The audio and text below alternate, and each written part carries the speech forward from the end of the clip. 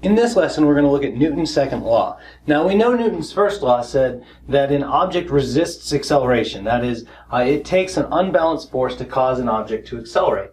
So what if we considered two objects? So let's say we've got this object that has a mass of 10 kilograms and this other object that has a mass of 20 kilograms. Will they both accelerate the same? Are they going to respond the same to the same force? And we know that, of course, the answer is no. It is going to be much harder to accelerate this one that has more mass. If you kicked a soccer ball and a bowling ball, the soccer ball will accelerate very rapidly away from you, and the bowling ball will accelerate slowly away from you. It's harder to change the motion of the bowling ball. And that is because the bowling ball has more mass, and more mass means more inertia.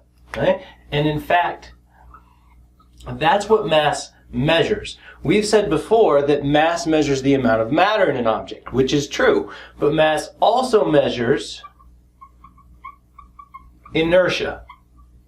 Okay? And the more inertia something has, the harder it is to accelerate it.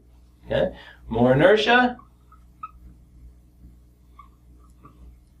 means more resistance to change. Now, here's what's interesting. It does not matter how big the net force is that acts on one of these. Okay? It could be a giant net force, it could be a tiny net force. But as long as there is an unbalanced force, it's going to accelerate. What's going to be different is how quickly it accelerates, or what its rate of acceleration will be. If both of these had, say, 100 newtons of force acting on them, and that's the only force, so that is the net force, then since this one has twice as much mass, it will only accelerate half as fast as this one. And Newton wrote that down in his law, Newton's second law, where he said the net force acting on an object is equal to mass times the acceleration of the object. Now, that's not the only way to write that law. We could also say that acceleration is equal to net force divided by mass, or we could say mass is equal to net force divided by acceleration, right? There's three different ways we can use that law. But if we take a look at just this one, net force equals mass times acceleration, we can see that if the mass increases but the net force stays the same, then the acceleration has to decrease. Okay? So here the net force stays the same, the mass went up, the acceleration had to go down. And in fact, for each one of these, we could figure out what the acceleration is. So net force equals 100, mass equals 10. We're supposed to find the acceleration. So net force equals mass times acceleration. So 100 equals 10 times A. Divide by 10, divide by 10, and we have an acceleration of 10 meters per second.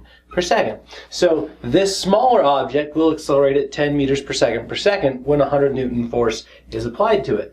This one, net force is 100 newtons, but the mass is 20 kilograms. This means its acceleration will be different. We can see that its acceleration will be 100 equals 20 times A, divide both sides by 20, and 100 divided by 20 is 5. So A is 5 meters per second. Now, okay, that's interesting because twice the mass, half the acceleration. And that's another way of saying Newton's first law, or sorry, Newton's second law. The greater the mass, the more the inertia. And so this equation, all it does is it relates acceleration, force, and mass, and it says the more mass something has, the greater its inertia, so the harder it is to change. So a given force causes less acceleration on a bigger mass than on a smaller mass.